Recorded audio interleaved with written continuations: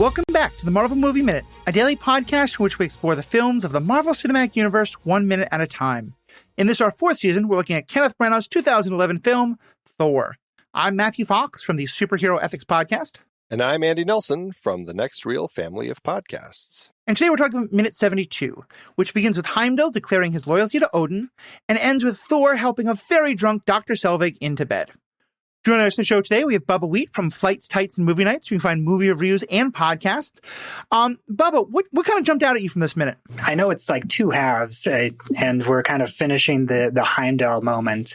And this is really a bit of what I was mentioning, where we really see that struggle of Heimdall between his loyalty and his own personal ethics, with that extremely long pregnant pause before he says yes. Yeah, and it's Loki. We talked last time about the Odin, him saying Odin is my king, and Loki definitely picks up on that. He says, he was your king, you've been sworn to obey me now, yes. Then Heimdall's very slow. And damn, does Loki look mean. Like, he really has, the way that Heimdall said that, all of that, Loki is none too pleased about that. Yeah. And one thing that I wonder about, we haven't seen this discussed at all, but way back at the beginning of the movie, when Thor and Loki and all of their friends went to Jotunheim, Heimdall was forbidden to let them through, but he did, in part because he wanted to know what had happened. Do you think Heimdall is feeling any guilt about that? Is part of that Heimdall starting to put the pieces together about Loki being behind this, or just him having I betrayed Odin for one moment there and I will never ever do it again? Or is that just kind of one throwaway line from a long time ago that we've long forgotten? I don't think he feels guilty. I think that he is, like you said, putting the pieces together, and he's like, oh, it was Loki this whole time. Now I have to watch him like a hawk as I continue to do at least the bare minimum of obeying him as my king. So it's not really that he feels guilty. It's that he acknowledges that he kind of got suckered a little bit and he never wants to let that happen again. Yeah. Well, and I see that a little differently, I think. I think there's an element of Heimdall that I think to a certain extent, he also was like Thor, and he wanted to get to the bottom of this, right? He wanted to know, how did those frost giants get by? I'm going to defy Odin's word in the hopes that we can figure this out. It's not like he's doing it in the hopes that Thor goes down and raises holy hell and destroys the planet and starts a war. It's to actually get the answers and to figure that riddle out. And I think there's an element of that Heimdall wants to do what's right for Odin, even if it is one of those things that Odin said you can't do. But it's like, if they figured it out, Odin would probably have been okay with everything, right? And so I think there's an element of what I don't know. I guess now that you asked that question, now I'm wondering, is part of what Loki is also doing here, because Loki knows that Heimdall didn't obey Odin, and now he's just like, you're sworn to obey me now, and making sure that he knows, I know that you didn't obey Odin there, and you better be obeying me now. And there's no more of this trickery. There's an element to there that I think is kind of interesting. I think all these things are happening. I mean, as you often described, I think one of the great things about Loki, especially, but all these characters, is they're very rarely feeling one thing. Because, especially with Heimdall, you can go one step back even further. I think you're right, Andy, that he did have that. He wanted to figure that out, both just because he's loyal to Odin and maybe he wants to help Odin, even if Odin doesn't want it, but also, in Heimdall's mind, it is his failure. It is his job to prevent those frost giants from coming through. The fact that they did is kind of on him. So he even more so is he's like, yeah, I have never have I allowed this to happen. I want your help figuring this out. And so I just think all of that is at play. And as you said, I mean, it's literally Idris Elba is saying one word. He's just saying yes, but just his acting is so good that it's just all these different feelings and emotions, I think we can realistically say are a part of what he's bringing into that role. That's actually an interesting point, too, because that whole thing when Loki comes back from Jotunheim, and again, this goes into that whole thing of Heimdall is still in a place trying to figure all this out, because whatever part he played, he wants to get to the bottom of this so that he doesn't have that guilt. So he was looking at Loki in Jotunheim and he couldn't see him. So this whole thing about someone found a way to hide that which he does not wish me to see. And so he is very much trying to solve this puzzle. Yeah, I feel like he is very much actively, like, he serves his realm the way that he feels like he needs to serve it. And I think there's also a little bit of the letter of the law versus the spirit of the law. And I could see that Heimdall understood that Thor was forbidden to go to Jotunheim, but not that he was forbidden to let him into Jotunheim. And so from his perspective, I think maybe he was allowing Thor to defy Odin rather than defying Odin himself. You're not allowed to go there. I'll open the door, but it's you who steps through. Yeah. As a child of two lawyers, I can definitely appreciate that kind of logic. And then we see him do something similar a little bit later in the movie as well. Right.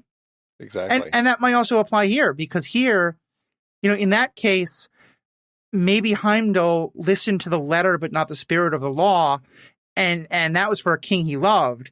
And so maybe also he's kind of saying, like, look, you're not a king I support, so yes, I will obey you to the letter of the law, but if I can find a way to get around it, Yeah. So, and then we do, and then Loki just has this wonderful kind of throwaway line, not throwaway line, but he says it as though it is. He just walks out talking. Then you'll open the Bifrost to no one until I repaired the damage that my brother has done. And we hear the turret starting back up, and we hear the turret moving back up, and we see a great shot of Heimdall just he doesn't even turn to watch, he just doesn't move. But what's happening with Loki there? I think he's afraid of the Warriors 3 and Sif trying to go through. Is he actually still trying to, this damage his brother has done? Is it just that he's trying to, remind Heimdall why this matters? Is he actually feeling that stress about, I've got to clean up Thor's mess? What's happening there? I totally feel that is a performance for Heimdall. Because if you look at it from Loki's perspective, everything that Thor has done has gotten Loki closer to the throne. Right. It is very interesting, and there is an element that I like when he says that you'll open the Bifrost to no one. I debate with that. Like, does he think? Because I struggle with him. Like, is he thinking that it might be the Warriors 3 and Sif who come to him, or is he thinking that because they're Thor's friends but lesser, they're not they're not princes, that they're not necessarily going to take the action that they in fact later do? I'm wondering if he's worried about Heimdall bringing Thor back without permission. Like, I wonder if that's his intention there with that line. Yeah, I think it's certainly possible, especially in that he specifically says, repair the damage that my brother has done. Yeah, that's right, yeah. The other possibility is Loki just got through telling Thor that his mother never wants to see him again. We know that's a bald-faced lie, and we know if anyone's Frigga is the very loyal, very devoted mother. So yeah, I think there's just, again, so many things that could be happening there. So then we do cut back to Earth. We cut back to the trailer, and now it's Jane is reading myths. I don't think it's the same book she had before that Erik had. It's another book of mythology. Oh, no, it's the same book. It's the is it the same book? Okay. Yep. Written on the back is Greek goddesses and legendary figures come to life in this beautifully illustrated book. It was the Greek goddesses part that threw me. Engaging myths are introduced to young readers in a fun and exciting exploration of stories that come from ancient cultures. Is she kind of doing her own Thor research, or is this just her being worried and trying to pass the time because it's 2011 and she doesn't have Candy Crush on her phone yet? I think there's an element of her, having found this book, or Erik found it, then Darcy was reading it, and it piqued her curiosity because it had this information that Thor kept throwing out at them as part of his real world. And so I think she probably is reading through that whole Norse section about their myths to learn more about all these different elements. That was my impression, is that she's just there. This puzzle there are so many missing pieces to this puzzle, and she's just like, this hopefully will fill in a few gaps for me. That's my impression. Yeah, I totally think that her reading that book is getting her one step closer to accepting the possibility that Thor is real. Yeah, right. I think that's a part of it, but I do think there's an element of she's worried, she doesn't know what's happening, and she's just trying to keep her mind distracted, especially with the way that she kind of like throws the book down and then is just she leaps to her feet the minute they come in. Well, and she even has that, I mean, to your point, she has that moment where she's just kind of looking out the window. Like she's just, there are other things on her mind. Yeah. Yeah, and it definitely can be both. We then get a quick product placement from Goldine Crunch. As Kyle would say, product placement. Goldine Crunch is a sponsor of the movie, not of this podcast, so I can say it is god-awful from the 2 vols that I've ever had. I love it. Other people may love it. Great stuff. But yeah, Thor brings in Erik. And so now we're kind of reconnecting to that kind of great scene we saw of them. Well, actually, no. I mean, in the deleted scene, we saw them singing together. Right. Do we see any of them getting drunk together in the actual movie? I'm getting to the point where I'm confusing the two now. They start drinking. They he orders the drinks and they start drinking, and then it's that who's going to stop first sort of moment that we cut out on. But there was none of them sing, so we haven't actually seen them kind of really connecting. But Erik is clearly drunk. Thor seems to be doing pretty well. He's coming in. You get this great little moment of, oh, he's not injured at all. And then immediately like bonks his head on the wall. And Jane is concerned and says, what happened? And Thor has the great line, we drank, we fought, we made his ancestors proud. Yeah, it's a lot of fun. Like this whole exchange, I think, speaks well to, I don't know. What I find really interesting about this is the way that they left us in the bar is that Thor agreed to leave town and Erik said, great, then I'll buy you another drink and you'll leave town tonight. And that's kind of where they left it. And then obviously they had a good time. They got stinking drunk. And I mean, yeah, when Thor says we drank, we fought, he made his ancestors proud. It's like, okay, so there must have been like this whole we fought part. Maybe that's what he's saying. They disagreed about Jane, but they came to an understanding or something. Like, I just don't know. But they seem so joyous together that I felt like they must have just started drinking there and just drank for a long time to the point where everything seemed okay. That's how I've always read it before I looked at the script or deleted scenes.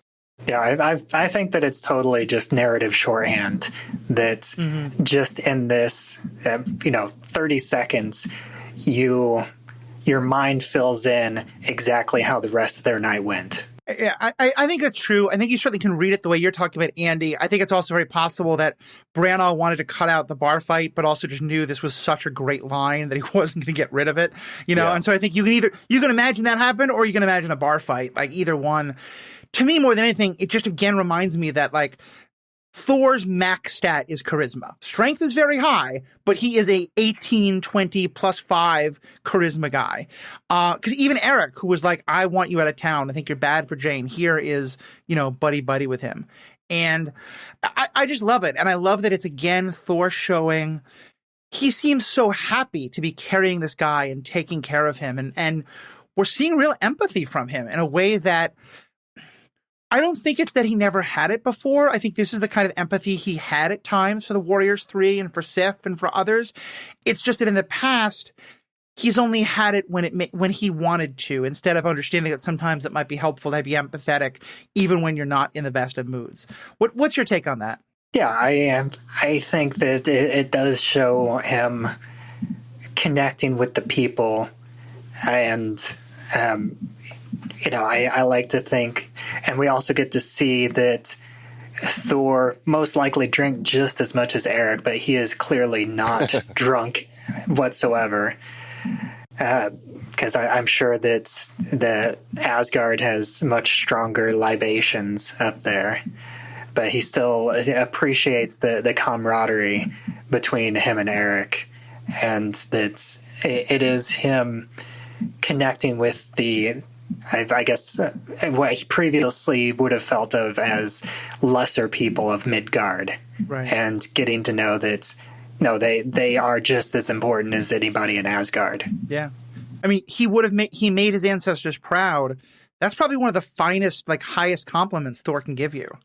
And that's so different from where he was earlier. Although I was wondering about that, it's like, what part of the night was he referring to regarding Erik and his ancestors? Was it the drinking? Was it the fighting? Like, just the camaraderie? Like, what specifically? I mean, because obviously there was no actual fight in the film as it played out. So I was just like, what were they so proud about? I mean, we don't know. Like, a bar fight is certainly a possibility that the film leaves very open. Sure.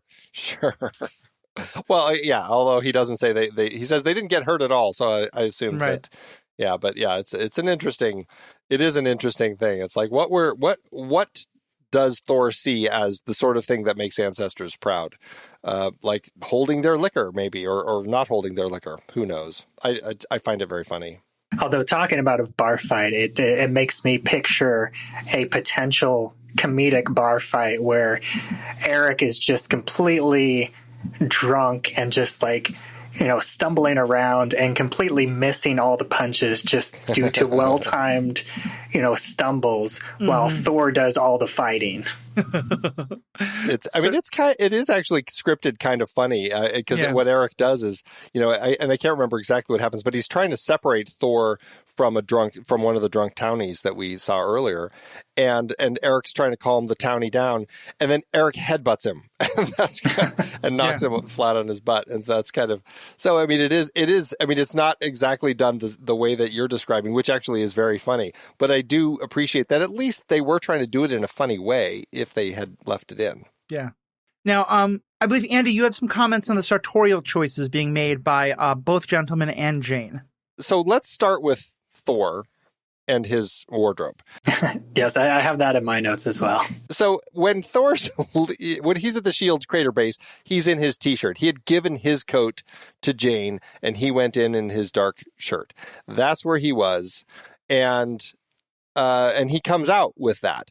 Erik, it seemed like he had 2 layers of black coats that he had been wearing, and then he gave one of them to Thor, presumably when they get to the bar, because by the time they're in the bar, Erik is wearing one coat, Thor is wearing the other.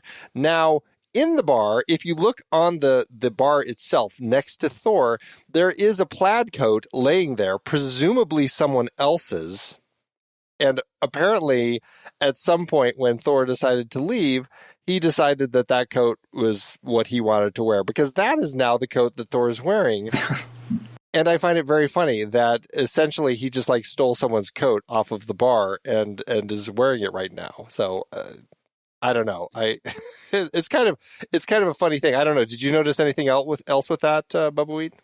Well, I didn't notice that specifically because I did watch the entire movie about a week ago, and then I just have been been focusing on these 5 minutes, so I didn't go back to look where this flannel came from. My note is that just this flannel that he's wearing is hideous. I have a note later where it's like, it looks like he's a lumberjack. But I also feel like, and I have a few more notes on that we see in the next minute. I think it points out a bit more in the next minute. But I almost feel like at this point, it helps show that Thor is kind of out of place in this situation. It makes him stand out a bit more and makes him look like he doesn't look comfortable wearing that flannel. It doesn't look like it's made for him. Like the colors and everything about it just does not read like anything that Thor as a character would ever choose to wear. Especially the royal blood. Like that seems like one of the least royal outfits that he's been in so far. It's always been tailor-made stuff that fits the cut of his body. And here we have this just kind of like this. I mean, he seems like that lumbering oaf in, this outsized flannel jacket. I mean, he did throw on that shield jacket for like half a second during the infiltration, but then almost immediately took it off again. Because, I think it was like, these are mortal clothes. They don't fit my biceps. And then the other thing that you brought up is Jane's shirt. And what struck me with Jane's shirt is as soon as I saw it peeking out from her from her shirt. I'm like, wait, is that Miss Minutes from the Loki TV show? I stopped and I was trying to figure it out. And then I'm like, oh no, it's a sun. I couldn't figure it out, but luckily some people online had done all the research for me. It is a shirt. The design is called Wandering Sun, designed by Marc Jacobs. It's a happy little orange sun with a smiley face, with the body of a cloud with two like rainbow legs, or one rainbow leg and one rain leg, as it's just kind of walking. And that's what she's wearing, which is, I mean, it's an adorable little shirt. I really liked it, but I totally had to stop for a second because I'm like, whoa, were they thinking about this far back? Yeah, it's interesting. Like, it's funny how those graphic design things play out. Because, yeah, the one hand is just a smiley face in a circle, but there's enough similarities there that you do got to wonder, how these things connect. So I love that you went deep on that. Yeah, right. It's funny. I'll drop that in the, on the day this show goes live, I'll drop it in the chat room so everyone can look at the actual image themselves. It's pretty interesting. Yeah, you should do a side-by-side with Miss Minutes just so people can see exactly what we're talking about here. Yeah, good idea. Right. So was there anything else about this minute that people wanted to talk about?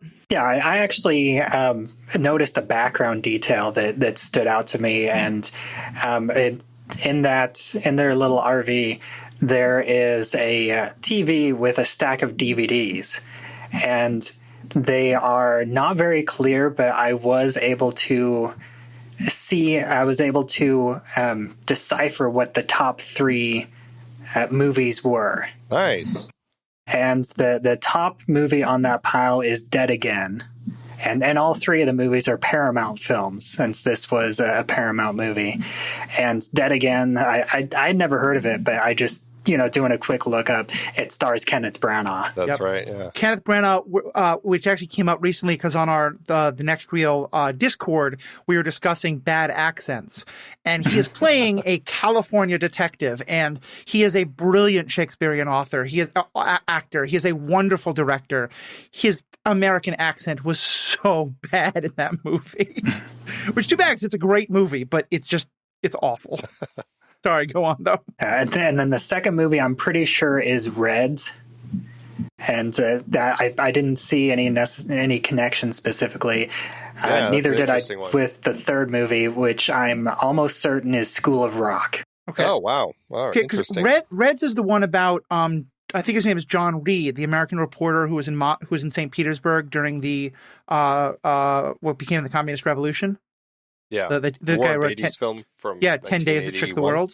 Yeah, and then we go to School of Rock. I don't like the Dead Again is a great little like nod because it's Kenneth Branagh. The other two, I got nothing. Yeah, I wonder. I wonder if there is some tie-in somewhere. I mean, other than Reds, we know that the color red really pops. And like in the hospital, they had the nod to Thor's red cape with the red Crocs at the end of the bed. And so I wonder if that's just another opportunity to try dropping something red into this shot, So that would be the one thing that I would think of for that one. Mm-hmm. School of Rock, I'm left a little struggling on that one. Is that the Jack Black where he makes a band out of middle schoolers? Teaching them how to rock. Yeah. It's a fun movie. I struggle trying to think how that might tie in. I'm not exactly sure. There were a few others, but in this minute and with the clip that I had available, I wasn't able to get a clear shot of anything else. And these three were blurry, but I am pretty confident that that's what they are. That's awesome. I love that you did that. I was too focused on Thor stumbling around with Erik on his shoulder and the fantastic goofy smile that Erik gives Jane when he recognizes her. He's a happy drunk. He plays a great happy drunk. Like, I love seeing Stellan in this, and like the deleted scene when he's drunk and falls really over. Fun. So good. Well, I gotta say, Bubbawheat, with that level of detail, you truly have the heart of a minute by minute, minuter. So, are there minute by minute ones that you've either led or that you've been guest on a lot that people can find you on? The first one that I've done that is out already was a few years ago, and that was Toy Story Minute. I did some minutes in the first movie at Sid's house. And then upcoming, I will be a guest on the Roadhouse Minute. Nice. It was an early scene in the bar. Oh yeah, it was the scene where they where Patrick Swayze walked into the guy in the dry storage room with the naked girl. I need to read. There are a few of those 80s and early 90s Patrick Swayze movies I definitely need to revisit. That's one of them. I don't remember anything about that movie other than enjoying it at the time. And then I'm also will be a guest on the Time Bandits Minute, nice. Which as we're recording that, they just started releasing episodes, and I was a guest on it was a scene with whenever Evil was giving them the idea to go to the greatest treasure of all. Nice. Doing some mind control there. Nice. Awesome. Love it. Love it. Well, yeah, fans, definitely check those out. Check out all the other podcasts that both myself and Andy are on. And most importantly, thank you for tuning in. You all are what makes this podcast possible. We mentioned a little bit the discussion we were having on Discord. Discord's a great way to share feedback with us, but you can also find lots of other great ways on the website. Let us know what you think. Let us know what you love and let us know what you didn't love. Let us know the minutes about Thor that jumped out at you. We'd love to hear it. On behalf of myself, Andy, Bubbawheat, thank you all so much and have a great day. Until next time, true believers.